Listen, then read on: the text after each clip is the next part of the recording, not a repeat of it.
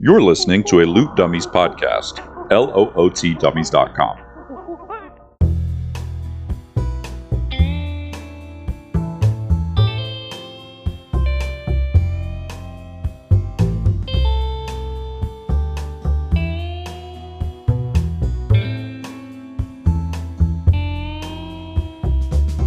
Venture into the Primal lands with your hosts, Brindlin Cornephius, the fox and wizard of enchantment, and his trusty little mouse sidekick, Laurel, played by Sam.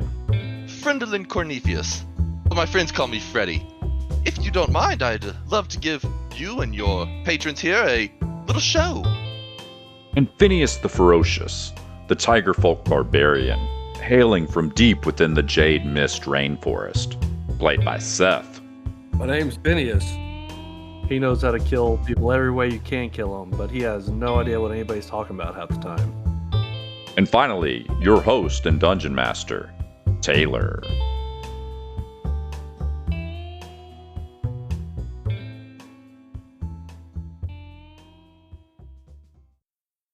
I'm drinking a Rockhound IPA, my last one from my trip there. Oh yeah, I've been savoring them. Embrace your Arkansanness. I made a whiskey sour for the first time in a long time. Oh, nice. Made it twat. With an egg? I did put an egg in it, and the foam really did not develop properly. I don't know what I did wrong, but the flavor's on point, so that's fine. What do you put in it? Egg white? Yeah, I put an egg white in there. Makes it real fluffy.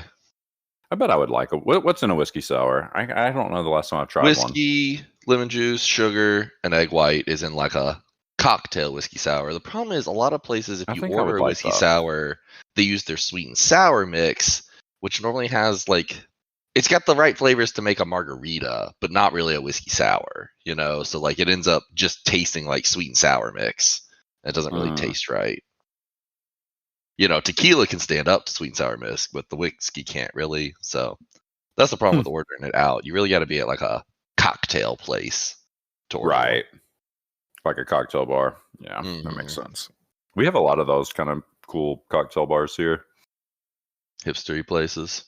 And a few of them do this really cool thing. I don't know if there's anywhere around there that does it. There is a company that travels around and gets bars to set up Christmas themed, like, I don't even know how to describe it. They transform the entire bar into like an over the top Christmas theme. Oh, like professional decoration? Like literally like Christmas lights covering the ceiling, statues, like over the top, and then they do a special menu and somebody comes in and teaches them all these weird Christmas drinks. It's really fun. That is fun. I love it. And they have like little reindeer mugs that they'll make like the drink, you know, like different mug. It's crazy, but we found out because it's been at multiple different bars that it's some company that's like they'll come do it at your bar. Yeah, you gotta really wonder like what's that company doing the rest of the year? I think they do other stuff. It's just maybe Christmas, I guess, is the only ones we get. Big one. It's pretty cool. Like I always crack up at like the Spirit Halloween. The mule will have like cranberries in it. Yeah. You know, like it's just a slightly different, and like a sprig of rosemary. Yeah. Oh God, I want it. Yeah, it is good actually. Okay. Level 4. Sam, you were leaning ASI. So I'm probably gonna do you had 2 odd numbers or something at level 4. Yeah, I've got a bunch of odd numbers. So I think I'm gonna take ASIs when I get to level 4 in a given class.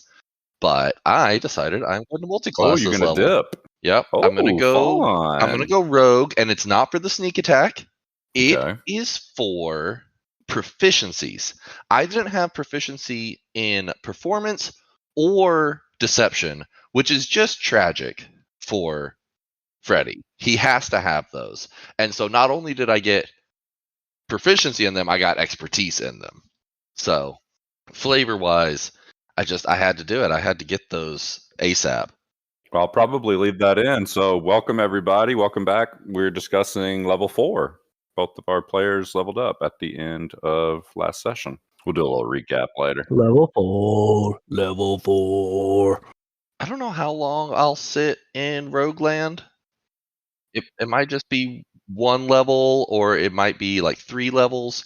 Because if I go 3 levels, then I can do Arcane Trickster, and then that's basically like getting another wizard level as far as spellcasting goes.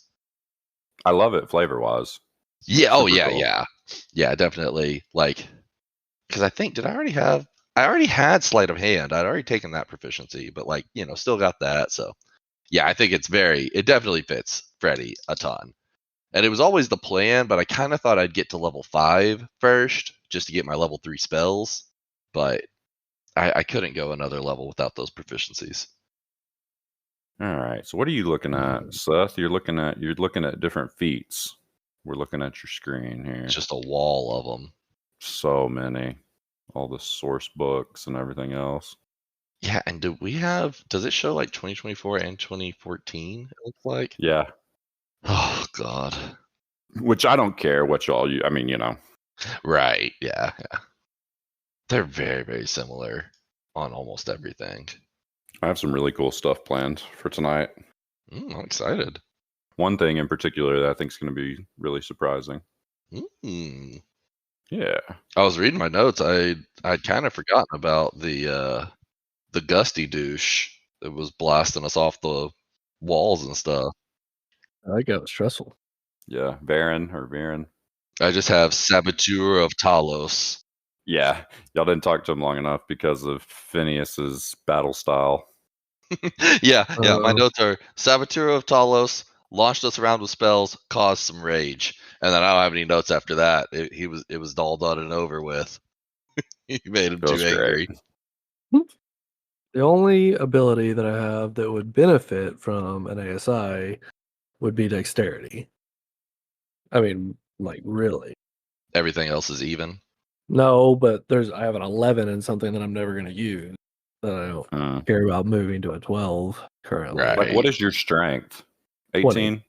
No, strength 20, is max. Right. Yeah, because he rolled it. Well, if you put 1 in dex and 1 in con, that would raise both of those by 1, but it would also raise your AC by 1 for each of those, right? Because you've got that unarmored defense thing.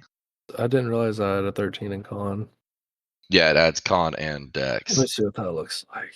That might be worth it because you're unarmored. It might be. I hate ASIs. Plus, you get 4 more. I know HP. ASIs always feel so lame. Oh, really? I'm the same way. Yeah, I like feats so much. I like feats too, but I like ASIs on a character that I just really want to feel powerful with. 16. What was your AC? 14? 14. It's a pretty big difference. Yeah. Like, what feats were you looking at? Well, so one, I was looking at Sentinel Tough, Great Weapon Master, and one other. Sentinel is pretty wild for this character. When you hit a creature with an opportunity attack, the creature's speed becomes 0 for the rest of the turn. Creatures provoke opportunity attacks from you even if they take the disengage action. When a creature within 5 feet of you makes an attack against a target other than you, and that target doesn't have this feat, you can use your reaction to make a melee weapon attack against the attacking creature. The one where you stop their movement if you hit them with the AOO, that's pretty crazy, is what I think makes Sentinel just wildly strong. Well, yeah, I agree with that completely. But I think it's good when you have somebody squishy on a 2-man party, because my job is to get as many hits in on whatever is closest to Freddy as many times as possible, I feel like. Mm-hmm. Like, my job is to get put out the most damage possible in the shortest amount of time. Which makes me also look at Savage Attacker. Once per turn, when you roll damage for a melee weapon attack, you can re-roll the weapon's damage dice and use either total. I think I just did that to Lae'zel on Baldur's Gate. Oh, yeah. Nice. Another feat that's often overlooked because it's like weirdly worded and doesn't really pop up, it's just called Resilient.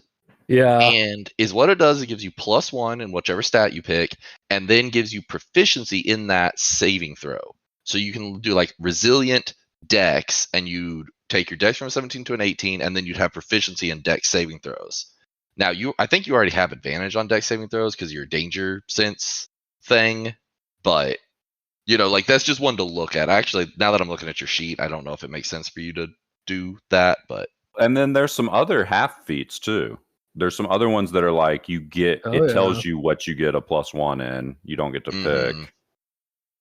I just don't know if it's worth taking my AC to 16, maybe the best option, and just taking the ASI. That's right in that sweet spot of like 20% increase in defense. Yeah. I mean, any RPG. And that's just AC because you're also going to get the bonus of you'll get 4 more hit points because your con's going up. You'll get your deck saves will go up by 1. Your con saves will go up by 1. Like, yeah. Well, I agree. It's pretty good. And I mean, 20% in any RPG to your defense is a massive number. Right. Yeah. And it's doing a 10% bump to my HP. Right. Yeah. And I think that's, almost as relevant with your and think about it, it's really a 20% bump because you're raging most of the time and get your HP is effectively worth twice as much. Yeah. Because everything's half. Well, that's what I'm going to do then. I guess we need to figure out HP though. We can roll HP. I drew a table into my notebook. It's the most analog thing for my HP by level and like what I've rolled each level because I was keeping track of it just like wherever I was in my notebook. But I put it all on I like hand drew in lines on my notebook. I feel like it's very analog. It made me smile to do it. Oh yeah. Yeah, let's roll some HP. Okay. Okay, level 3, Finn went from 18 to 29, and Freddy went from 13 to 19. Let's do it. Y'all ready? 12 or 10? D12. He's the only one. The Great Barbarian. All right, I'm about to roll it. All right. Ready?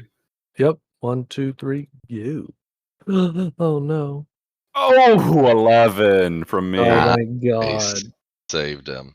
What did you get? 2. Big roll. Yep, that's it. And then, what is yours, Sam? D6? No. For the rogue, it's a D8. Oh, D8. You're taking the rogue dip. Okay. For taking the rogue dip. All right, roll 9. Oh, God. Save me. 5. Well, I got a 3. I'll take a 5. It's not great, but you know what? We'll take what we can get. Y'all are so welcome. Higher than average. Higher than average. Well, except I've been rolling rocks. My previous 2 levels were also 5s on a D6. All right, so what is your total HP, Seth? 42? 45. 45. Okay. So rolled is 37, and total is 45. Stout. Went up 16 HP. Yeah, but on 11 is huge. That's plus you got that +4. Such a big deal. Yeah, plus the +4. Yeah. Guess what I'm at? My total. What is your total? 25. Dang. Wow. That's What's your wild. new rolled HP? Freaking 21. Wizards. I only have a +1 con. Wow. It's rough, buddy. It's rough out here. That's wild. So effectively, Phineas can take almost quadruple the damage I can. When with raging. Yeah.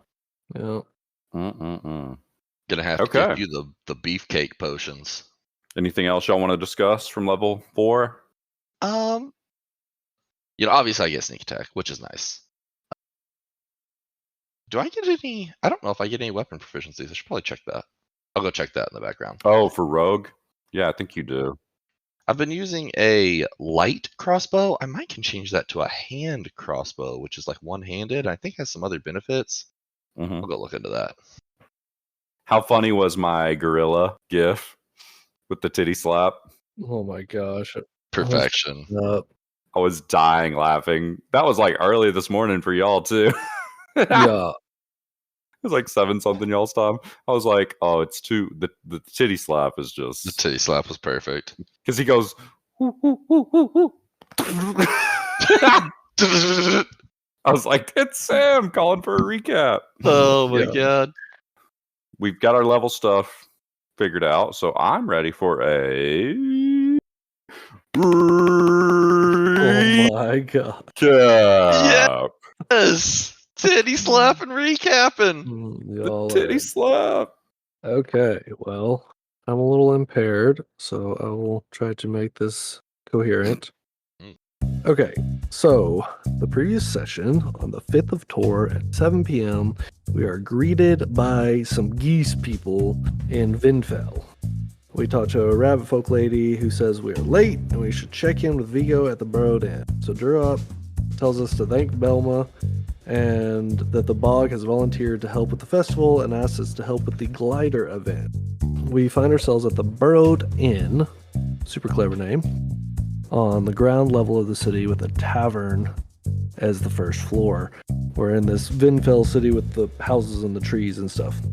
And somebody flips us off as we're walking through the street and says, yeah, some bog "Take haters. that back to the bog." Yeah, some bogists. Yeah, so we meet Virmo, and Virmo tells us that not everyone in Vinfell is a fan of the bog and the cruelty of the mines on the edge of town. So Virmo tells us that the non-flying folk make gliders and they fly off this cliff thing in solidarity with the winged folk and as a tribute to Gond. Finn knows who that is, Freddy doesn't. And then Virmo brings us some moose to eat. Oh yeah, loaded us up. Sorry, right before you talked about the wind stuff.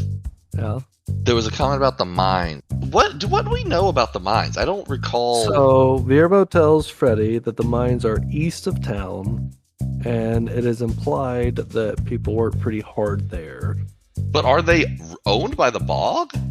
Or is the bog involved in them? That is our assumption based on the limited information we have, but we do not know. Oh, I'm going to ask Rob about that. I'm going to stick it to him. We get up to the glider stand area, and Finn notices a small hooded figure messing with one of the gliders. Shortly thereafter, launches into action as Joe, one of the mouse folk, is talking to Freddy, telling us we're just there to make sure everything's okay. And Finn launches at this creature who's holding a quarterstaff made of burnt driftwood. To come to find out it's some little magic cast in bitch-ass mouse folk dude. Little bunghole. He was tough. Starts trying to yeet us off the gust ledge. Succeeds in yeeting Freddy. Oh. So Phineas is all good, just bebopping up and down this thing and in combat with this creature as Freddy is launched off the gust ledge, climbs back up. Only for Phineas to launch him off and jump off after him. Yeah. And Freddy has to like climb back down. It's like a freaking Looney Tunes roundabout. Exactly what happens. At one point, I was so frustrated by that fight, I guess. My notes say the asshat runs through Finn's legs and thunderwaves again, but it isn't able to move Finn. Oh my gosh. Yeah, that was a great fight. Yeah, Finn grabs the spellcaster and drags him to the edge of the ledge and then freaking throws him off there. Oh my gosh. Is he dead? Did we kill him? I hope we didn't. Yeah, you killed him. So Good. at one point, Freddy is DBNO and the figure is trying to escape. Oh yeah. That's when Finn leaps off the gust ledge. Yep. Gosh. So Phineas took Freddy's potion of healing and shoved it down his throat. Yeah, my notes say need to go shopping for potion of health. Once they find the asshole, Freddy then launches a second level magic missile for a killing blow on the hooded figure. We determine is Varen Moscal, worshipper of Talos. So then Freddy chats with Joe about the saboteur, and he seems nonplussed by the whole thing and begins checking on the gliders for additional sabotage. We find detailed plans of sabotage that allows us to fix all the gliders back to their original state. He appears to be a lone agent acting on his own accord. So we're trying to get the gliders repaired before the Great Descent as the townsfolk start arriving for the event. And everything with the event goes without incident as a Mousefolk official declares that the event is a success. Phineas the Ferocious and Friendlin Ferniqua head back to the Cornelius. Yeah, no, you nailed it. First try. When you get back to the end, do you guys want to do anything? It's pretty late. The glider descent, all the events go on for a little while, and I don't think so. It was a long day. We got whooped up on, and then got to see a delightful sunset sailing. I don't think Freddie wants to do anything. Okay. Spend as much time in a plush bed as he can. Phineas has been doing some kind of like feline sleepwalking technique all the way back to the end. Please describe. Done. Oh, he just kind of is walking along, and then he starts to doze off as he's kind of shuffling. Just his big, massive muscles just keep moving him along. And then as he nods off, he starts to purr, and then he wakes up with a jolt because he's embarrassed. He doesn't want anybody to ever hear him purr. My gosh, his little hairs stand up on the back of his head. He's like, oh. And he kind of snarls. So as you guys walk back up to the inn, it looks like it was closed, but you see Virmo, your little mouse folk buddy, he runs past you like, gotta get back to the inn. The people are ready for the drinks, the beers, and the drinks. God, and they're gonna be partying. He comes running past you guys right about the time you guys get back, and he unlocks the door with his key and comes in, and a whole horde of other mouse folk mostly come in with you guys and head over to the bar. So y'all can head up to your rooms and call it a night. Okay. Yeah, we'd only dampen their celebration anyways. How loud can mouse folk really be? Yeah, you hear various levels of squeaking all night. Beeps and tweeps. Yeah, in a vaguely New York fantasy accent. Squeaking. So Finn, as you're so exhausted and you're dozing off in your hammock up in your room, you're in that state where you're not quite fully asleep, but you're starting to kind of lose consciousness. Your eyes are closed. Your mind is kind of going through the day, and you hear a faint whisper in your head. Phineas, concentrate on my voice. Hear my voice and allow no other thoughts. Picture the flowing stream just to the east of our temple. See its sandy banks running alongside the jungle. See the ferns slowly swaying in the breeze. Hear the lapping of water on stones. Meet me there, in your mind's eye. Okay. So as you give in to the feeling and you meditate on these thoughts, this sandy stream running alongside your jungle that you grew up around, that you can picture it perfectly in your mind's eye, and you start to hear a bubbling noise and you feel the sensation of being underwater. Oh, water. You softly float up to the surface. You pop up and out of the water and you start to see, and you find yourself in the middle of that stream. But you can stand now, it's shallow. And on the bank, you see Sterling the Tranquil, your mentor, and his eyes are closed. He's sitting on the bank of the river with his legs crossed underneath him. You're standing up, it's only about knee deep. And he speaks without opening his eyes, and he says, Finn, you've grown stronger already. I can feel it. And the relic that I gave you, the Jade Claw, like a companion, it too grows stronger. You say anything? Just watching him. Old Sterling's whacked me on the knuckles more than a few times. So, without opening his eyes, he leans forward and he draws in the sand 3 different symbols in front of him. On your left, he draws an eye, an eyeball. In the middle, he traces a spiral symbol. And on your right, he draws a bowl, kind of a semicircle shape. And he says, a choice to be made, one of many. And I am going to drop something in the Discord for you. What are the symbols again? On the left, on your left, there's an eyeball. In the middle, he just did like a spiral. And then on the right, a bowl shape.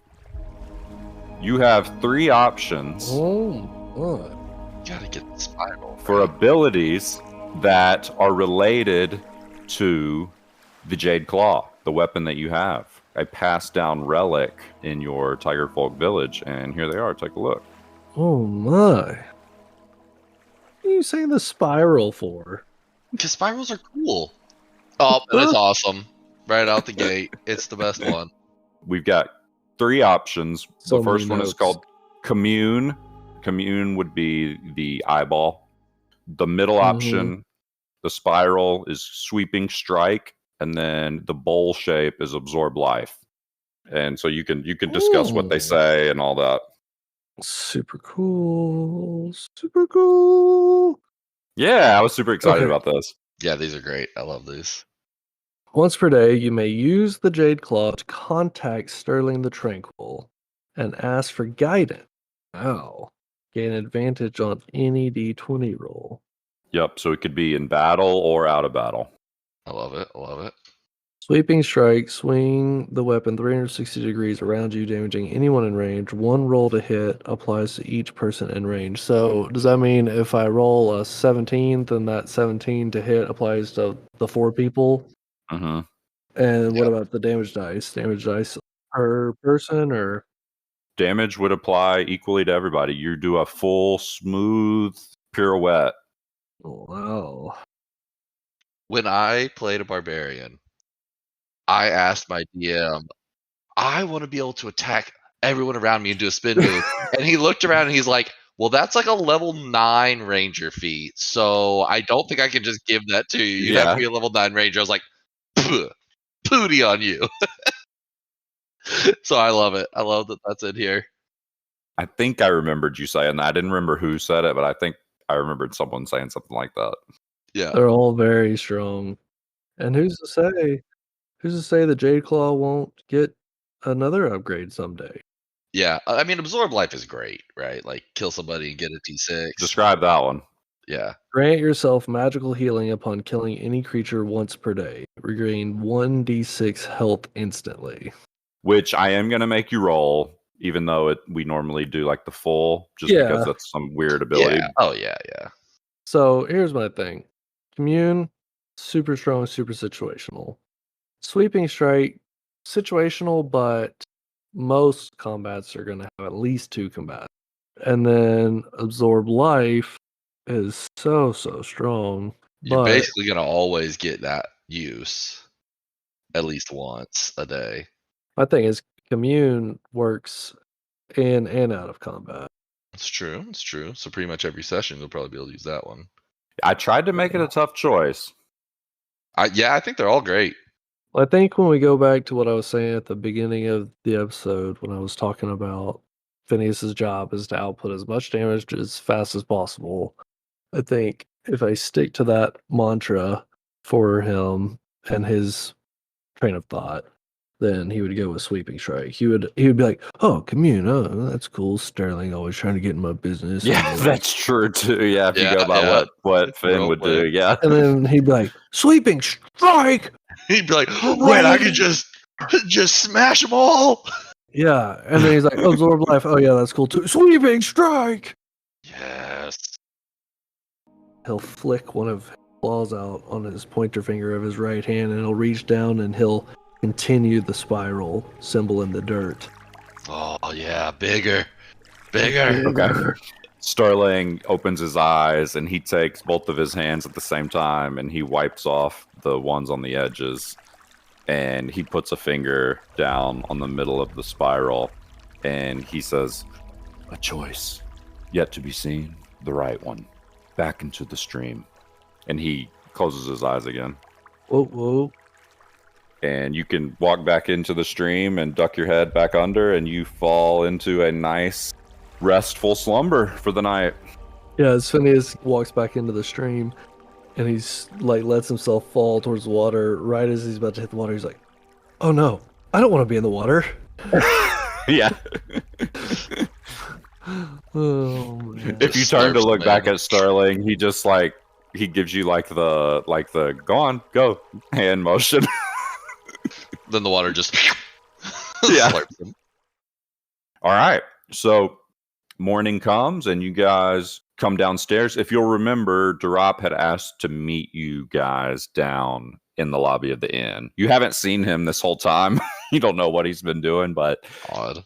he's down there when you guys wake up. He's drinking a cup of coffee and hiding over in the corner, kind of just snarling at the mouse folk and rabbit folk that he's kind of looking down his nose at. Looking down his little froggy face. He jumps up to greet you guys.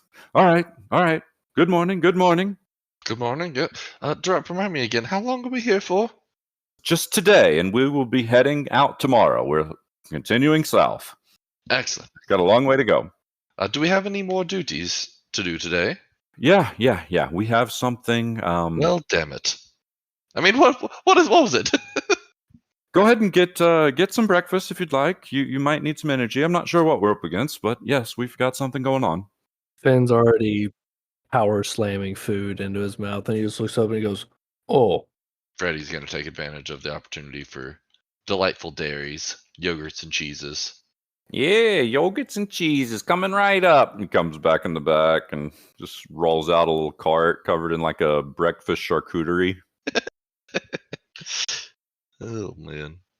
So, Mr. Drop, before we get to business, I was curious what kind of activities the bog has going on in this small town. Does their reach extend all the way here? Yes, I told you that we've got sort of agreements, trade agreements and whatnot. And actually, we are heading over to the mines today, just outside the city gates. We've got something going on out there that we've got to check up on. Oh, excellent. I suppose we'll get a first-hand account then. Well, if you're ready, let's get going. They're expecting us. Can we finish our breakfast first? Yeah, you can finish your breakfast, sure.